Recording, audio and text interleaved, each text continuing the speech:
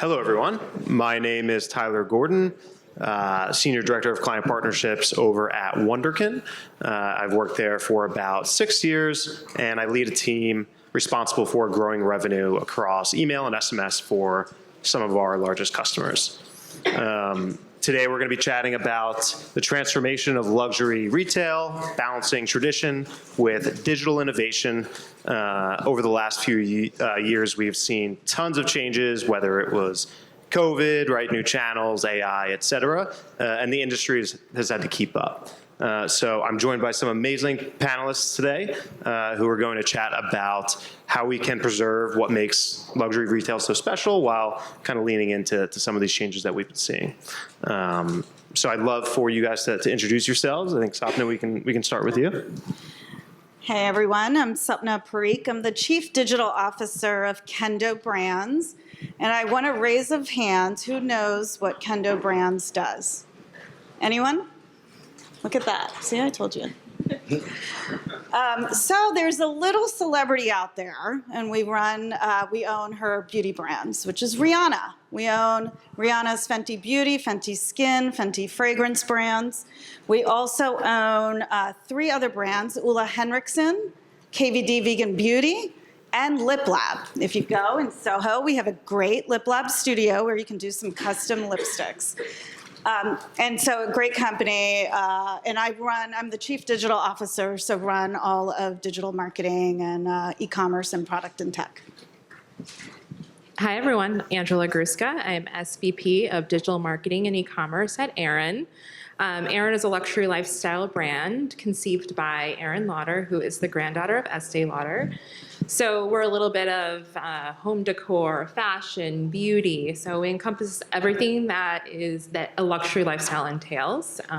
We're built around the premise that living beautiful should be effortless. And I oversee all of digital transformation, e-commerce, and marketing.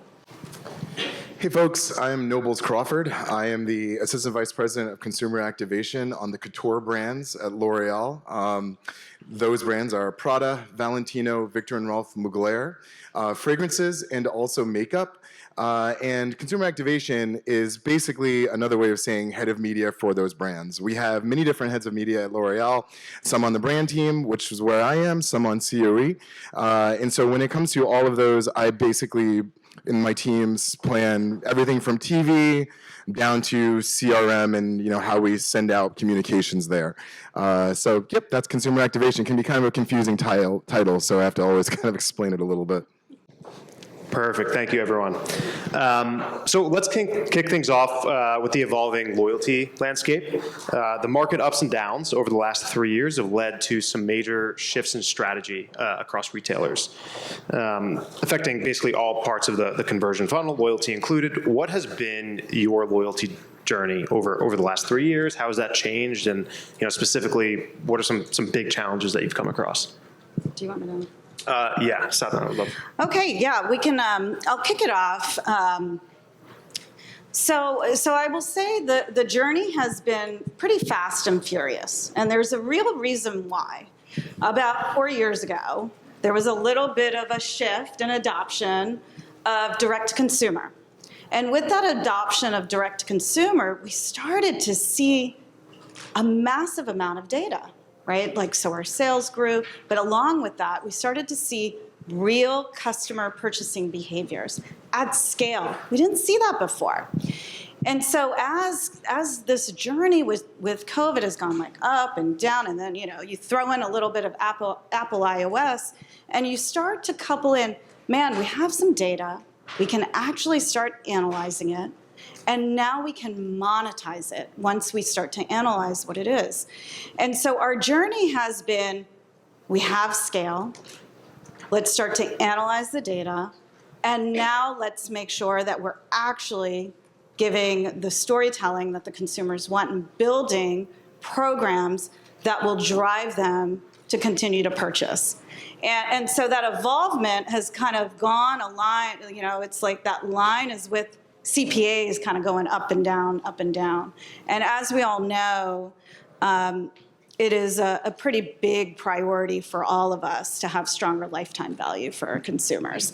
And so I think we're at the point of trying to really grow that lifetime value of our consumers through our loyalty programs, but first understanding who they are.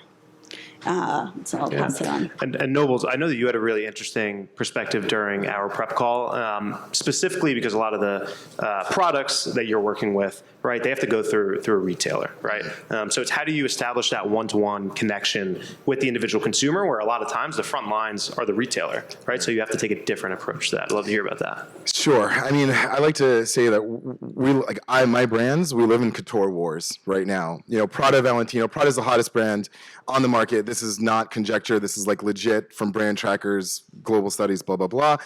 Prada's having a great time right now, but it's still extremely competitive in the high luxury space. Dior, like Sauvage, Miss Dior, Gucci, like we are constantly battling those folks. And when it comes to how we break through, not only with our retailers like Sephora, Ulta, Macy's, but of course with our consumer, I like to say, and this is something that maybe it's because my dad was a psychologist or something, I have no idea, but you know, we're the same animals, better tools. Humanity has been on this earth for 40,000 years. We are still driven by the same emotions. The internet is a new tool of ours, but it's still a tool. So how do you create the emotions and tie to the consumer? You have to give them something IRL. IRL and experiences are the currency of our consumer. If you give them some type of an experience in actual form in real life, they will hold that memory more than a 300 by 250 ad, more than a commercial on TV, more than a well-placed, well-targeted email, like an email, right? Give them an experience, something to hold on to, something to tell their friends about. It might not be virality, but when that person's standing in my aisle in the retailer, which is a walled garden, by the way, for me, we don't really get like good attribution from our retail partners like that in terms of exposure to conversion. But I have to trust the experiences that I've given to this person is when they're looking at Gucci Flora, Miss Dior, and like Valentino Born in Roma, they're going to choose Valentino Born in Roma because I did this hot thing at Coachella. That's what I'm talking about. That's where our consumer is, especially if you're talking about Gen Z, early millennials. You got to provide those because as a human, we are still run by emotions. And if you can create that direct emotion in real life, you're going to win competitively when it matters. Something that our customers at Wunderkind are really focused on is scaling own channels, right? Building up that one-to-one relationship with the consumer to make sure that that brand is responsible for building that narrative directly with the consumer. How would you guys say that own channels, whether it's email, whether it's direct mail, et cetera, how does that fit into your loyalty journey? Angela, and for us, it's incredibly important. So we always like to say that we're selling a lifestyle, not a product or a brand. It's really about the Aerin Lauder lifestyle. And a lot of that comes through in the content that we produce through our social channels, through our emails. We like to bring our customer into the world of Aerin. So it's what she wears, it's how she lives her life. And I think it's incredibly important because I think the landscape has become so fragmented and there's so much competition. And it's like, how do you really stand out and how do you connect with consumers, like you're saying in real life? And how do you connect with them as it relates to their daily lives? And we like to position it as sort of this idea of moment marketing. And that's something that we lean heavily into. So it's like, what are the moments our customer is currently engaging with in their daily lives, and how can we tie Aerin's lifestyle with their, how they're living their lifestyles? So, we put a lot of effort into creating authentic content and amplifying that content through all of our own channels. And we've seen, I would say, the greatest engagement on the content that is like real, raw, and authentic. And now we're looking at ways that we can further utilize that from a paid perspective. So utilizing that content that she's creating and either promoting it or repositioning it in a way that it could then be distributed through our paid channels as well. Great. I think that's a great segue into our next question here. Historically, marketing was perceived as more art and intuition than science. That has changed a lot over the years. Let's talk a little bit about how. Have we swung the pendulum too far toward the science side? And maybe, how can are we risking the ability to really story tell, that brand? Can I jump in on that? Yeah. I know you said you're a science fiction fan, so I think it's sci-fi, all of it, dude. Like when I started my career in 2006 at Ogilvy, which is like one of your historic creative agencies, it kind of built in me like the DNA of art first, and like all the different permutations of what we call it, even like the pendulum. Honestly, the pendulum is honestly the way I see it is programmatic data. Like when I started in 2006, programmatic wasn't even a word. It was like networks back then. We've called it something different. But then now, like the pendulum, like the race to the bottom of CPMs took away the art out of what we do. But now it's starting to come back in the form of communication strategy, in the form of making the asset for the platform. We're trying to come back to art in a more scientific way now that the pendulum is coming back. And all that has to do with attribution.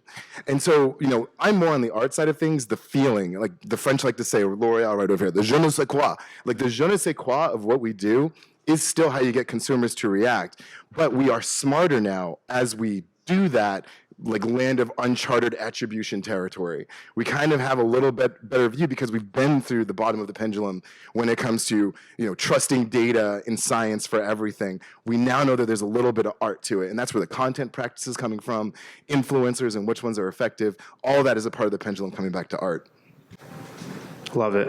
That kind of is a great segue into the next piece, which is kind of how do you distinguish between that line between brand marketing and performance marketing? Where is that line? It's a super gray area, of course, but yeah, it is. It's from a practical standpoint, I think it is the hot topic amongst almost every organization that I talk to is how is performance marketing going to be working alongside brand marketing? And from my point of view, they go super hand in hand. And there is a little bit of, again, of an evolvement that we've seen, right? Before, as you said, it was all art and intuition. It's what we did, right? It's how we were able to lead. And then definitely a bit ago when things started to change and we couldn't have events, et cetera, it got into the world of performance because there were more people online and we could scale them at a really strong way. So we could get those acquisition costs, if you all remember, super cheap. But now we know we can't do it. And so we have to get back to the heart of our brand and what we do. And just as you said, it has, I call it, at our company, I call it the Power Three. You can't just have this paid media alone. It has to be coupled with what I call, I'm not going to give you the ingredients of the Power Three because then I'm giving you private information. But you can imagine what it would be. You have to have this ecosystem of let's call it organic, along with paid. And organic can be eventing. I mean, we love our pop-up shops. We do virtual try-ons all over the country because we're about inclusivity and we want everyone to have access.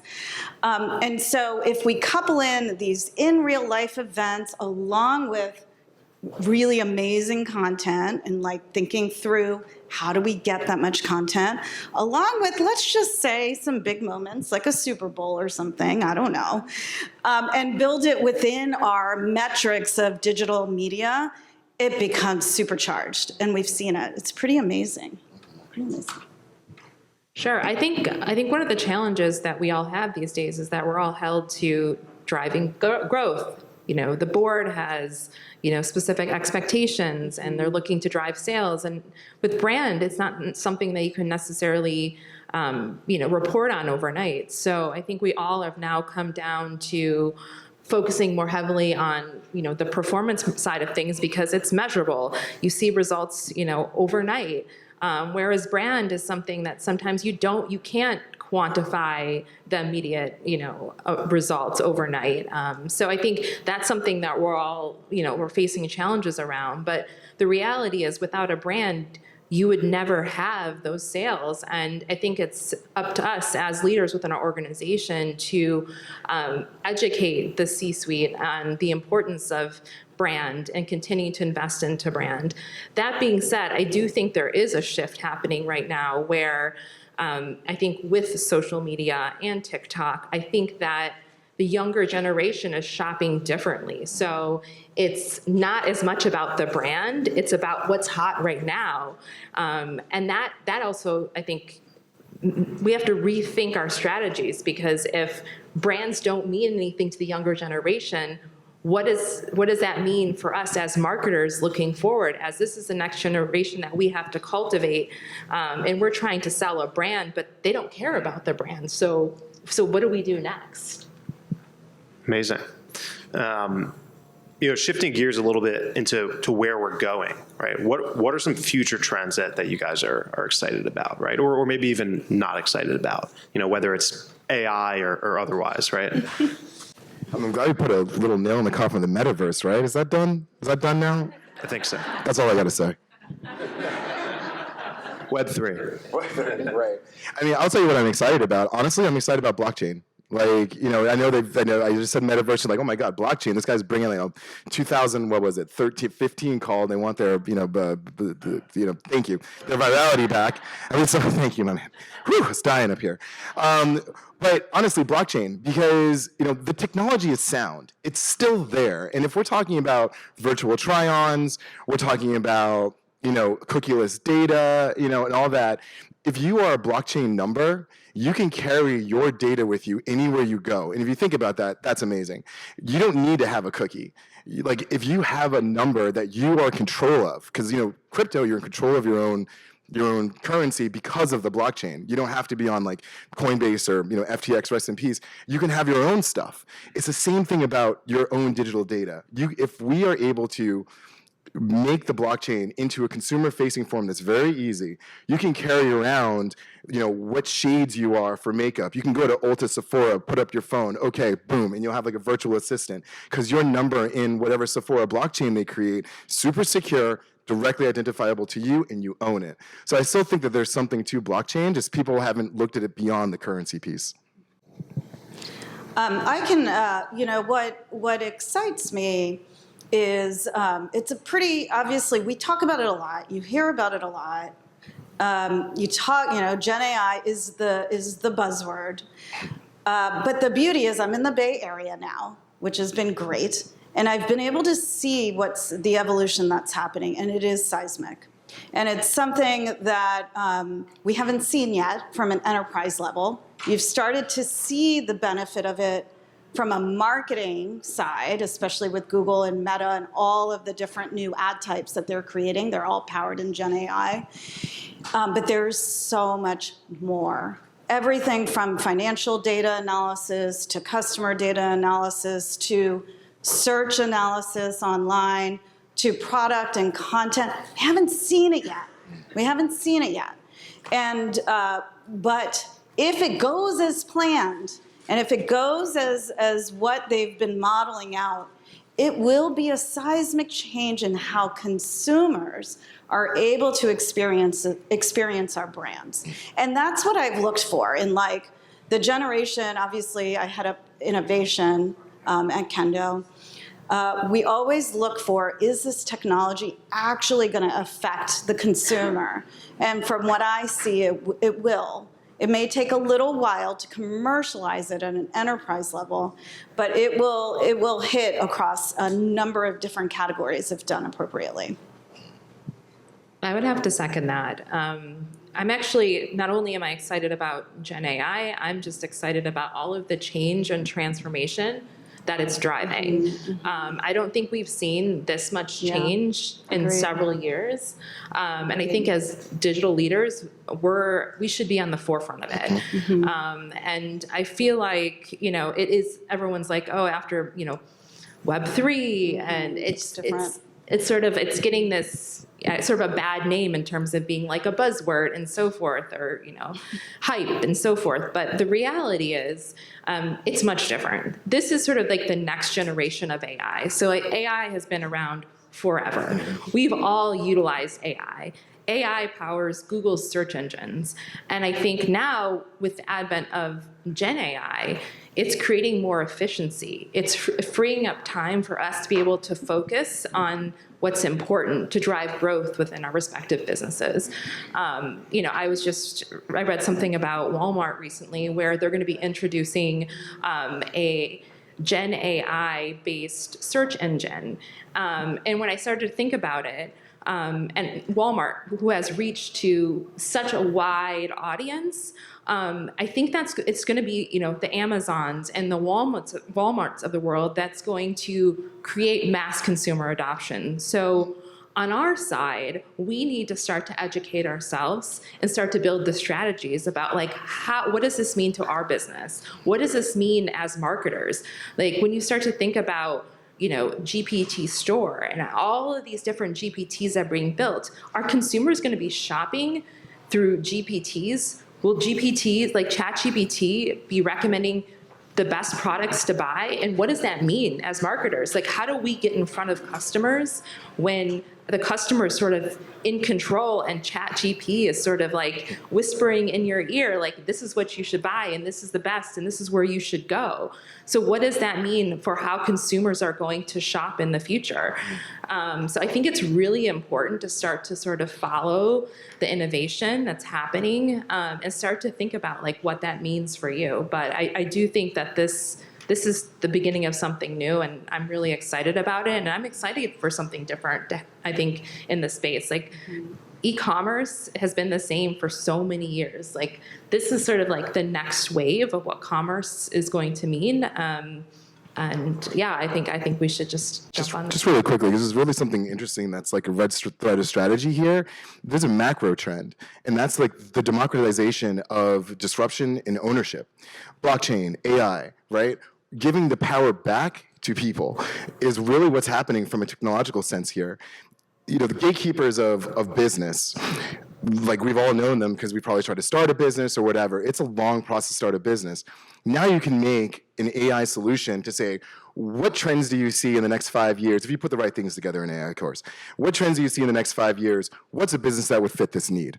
Anyone can do that now. And that's going to create more entrepreneurs. That's going to create more disruption, right? The blockchain, owning your own data with your own personal blockchain. That's the democratization of ownership of your data. So the technology that we're all talking about that makes us more excited is what's giving the power back to individuals, which is really cool. That's all.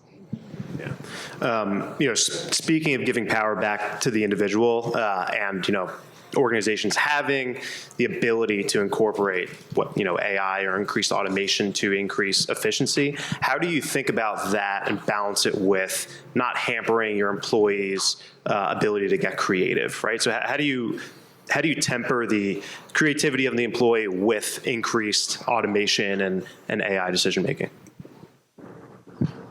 Do you want, you want it?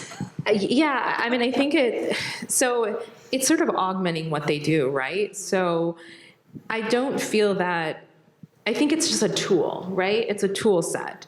And if you put yourself from a perspective of a graphic designer who maybe has been using, Photoshop for years, this is just another tool to improve the output of their work. So I think it's about educating your team on how to utilize these tools to improve the quality of work. I don't think that it necessarily hampers creativity. If anything, it improves it. Sapna, did you have a thought? Yeah, so one caveat I will say is I haven't seen yet a strong commercialization of the tool yet. Agreed. So I think today it's not hampering anything because we can't use it. But once, I know there's probably many entrepreneurs out there, once you have a tool, let me know. But we are testing some various ones. And so to your point, it is not yet it's not yet reducing their workload. It's just making them more efficient. And the issue is the content needs, as you all know, as many of us are brands, have grown exponentially. So you need those efficiencies to support this new era of content marketing. And so that's what we're seeing. And that's why for us, it's our number one priority from an AI perspective, is trying to figure out efficiencies, only because we need to churn it out quickly. Perfect. I think we might have, time for a question or two, if anyone in the audience would like to ask. Hi, Brian McGurk from Stingray Advertising. A question for Nobles. With L'Oreal, and one of the big topics last week at CES was the deprecation of the cookie. How will you be dealing with that to maintain your database and to build connections with your consumers? It's a great question. So if you were at CES, you probably saw our CEO, Nicholas, do the keynote maybe. Because beauty and technology is, since day one, it's been that way. The way that, honestly, the way that I see it is, it's you got honey, you're going to get bees. I don't necessarily need to get, all the time, really deep into data targeting or any kind of like smart AI system. At the end of the day, I'm selling a vision. I'm selling a vision to my consumer that when you wear this fragrance, you're going to be this woman, you're going to be this man. And if my brand is tight that way, because remember, I work with walled gardens, I'm not getting that attribution back. So I got to hope that the vision that I'm putting in front of the right people at the right time is pushing them into the store to buy me. And I'll see that with our total sales. So I don't get too deep into like the targeting and things like that, but I do get really deep into what is the world I'm trying to create around my target. And is that authentic enough that they feel that this brand, Valentino, as luxurious as it is, and they can't afford it as Gen Z, they feel it's authentic and they come to us because they want to be this person. And as long as I have that, show up that way to TV, into, Complex Con, that red thread of strategy, I'm going to get all those people. Because again, we're still humans. The human brain is faster than any data solution we've got today. And if you're working with a faster computer than what your platforms can tell you, you got to outthink the computer. Get them to come to you. You don't have to push it to them. Great. Thank you, guys. That was fantastic.